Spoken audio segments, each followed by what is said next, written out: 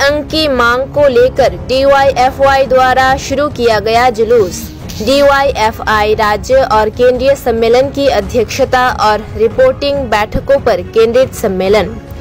जुलूस CPIM बिलोनिया मंडल कार्यालय number 1 से होकर गुजरा और पुराने मोटर स्टैंड के साथ CPIM बिलोनिया मंडल कार्यालय के सामने समाप्त हुआ।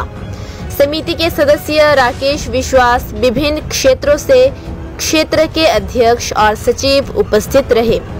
जुलूस के अंत में युवा नेता इंद्रजीत साहा ने चर्चा की।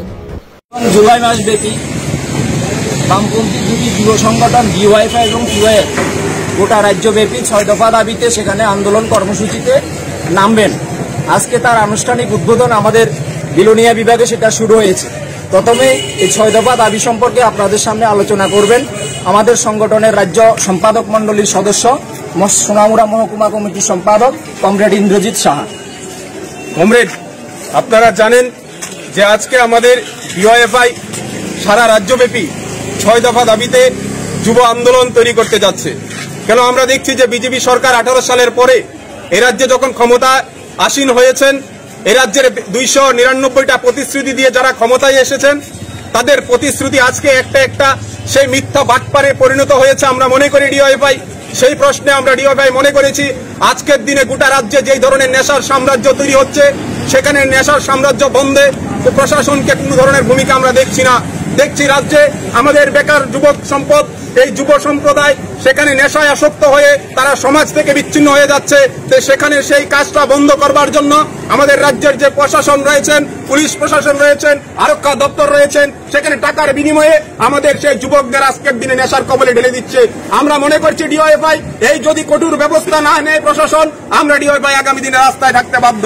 কেন আমরা মনে করেছি যে আমাদের বেকার যুবকদের জন্য যে প্রতিশ্রুতি ছিল বছরে 50,000 চাকরি, মিসকলে চাকরি, ঘরে ঘরে রোজগার, এই যে প্রতিশ্রুতি নির্বাচনের আগে প্রতিশ্রুতি যারা দিয়ে ক্ষমতা এসেছিলেন, আমরা মনে করেছি আজকের দিনে আমাদের বেকার যুবকদের জন্য একটা ভয়ঙ্কর পরিস্থিতি ত্রিপুরা রাজ্যের সম্মুখীন হতে যাচ্ছে। আমরা মনে করছি এই রাজ্যের বেকার যুবকদের স্বার্থে DYFI যদি এই সময়ের মধ্যে আমরা রাস্তায় না নামি আমাদের এই রাজ্যের বেকার যুবকরা ধ্বংসের দিকে চলে যাবে। সেই প্রশ্নে আমরা মনে করি এই রাজ্যে যে বছরে 50,000 চাকরি দেওয়ার প্রতিশ্রুতি ছিল সেখানে তার সেই তথ্য দপ্তর, তার সেই বিধানসভার মধ্য থেকে সেই যখন প্রাক্তন মুখ্যমন্ত্রী বিপ্লব দেব যখন সেখানে বিধানসভার মধ্যে বলছেন 21,000 চাকরি হয়ে গেছে, আর সেখানে তার তো মন্ত্রী শিক্ষামন্ত্রী রতনলাল নাথ বলছেন 4,000 সাড়ে 4,000 চাকরি হয়েছে।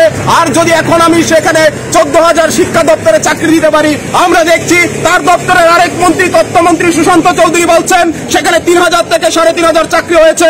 আমরা বলছি এই বেকার যুবকদের সাথে যে গোটা গেম বাটপারি চলছে এর বিরুদ্ধে আমরা যুবকের রাস্তায় নামতে চাই। আমাদের রাস্তায় হচ্ছে আমাদের মূল ঠিকানা।